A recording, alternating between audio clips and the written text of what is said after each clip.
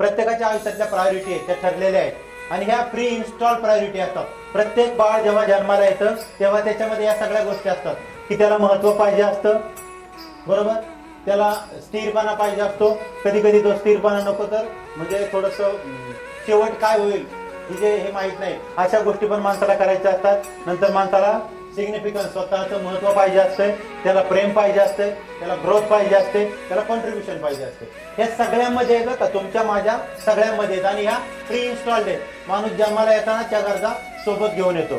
तर या गरजा नॉट नेसेसरी की मी लिहिलंय त्या सिक्वेन्स प्रमाणेच असतात असं काही नाहीये, त्या वेगळ्या वेगळ्या असतात.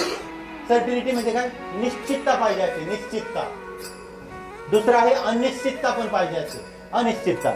तिसरं महत्व पाहिजे असतं, प्रेम पाहिजे असतं, प्रगती करायची असते आणि जे काही आहे म्हणजे अनुभव दुसऱ्यांना सांगायचे असतात किंवा जे काय असेल कोणाला दान करायचं असते ते कॉन्ट्रीब्युशन. आता ही प्रायोरिटी सगळ्यांची सारखी नसते. वाद कुठं होतोय मी तुम्हाला सांगतो.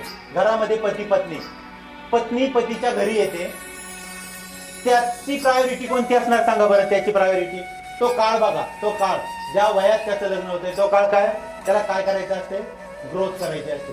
तो काय म्हणतो, नाही मी रात्रंदिवस काम करेल पण माझ्या बायकोला मी भाड्याच्या घरात ठेवणार नाही, तिच्यासाठी मी लवकर फ्लॅट घेणार, मला किती वेळ काम करावं लागलं तरी चालेल. तो कुठे जात राहतो, कामावर. इकडे बायको तिचं सगळं काही सोडून या घरामध्ये आलेली असते. तिची पहिली प्रायोरिटी कोणती असते, लव, तिला प्रेम पाहिजे असते.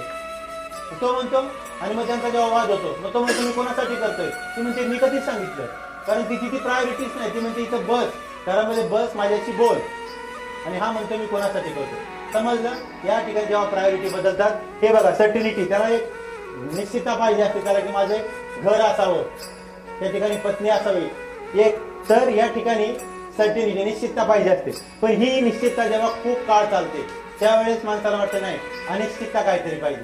मग तो काय करतो, क्रिकेटचा सामना बघणे, अनिश्चितता माहित नाही शेवटच्या बॉलवर काय होईल ते, बरोबर. तर अशा गोष्टी की ज्या ठिकाणी शेवट काय होतं हे माहित नाही, अशा गोष्टी करण्याकडे माणसाचा कल वाढतो.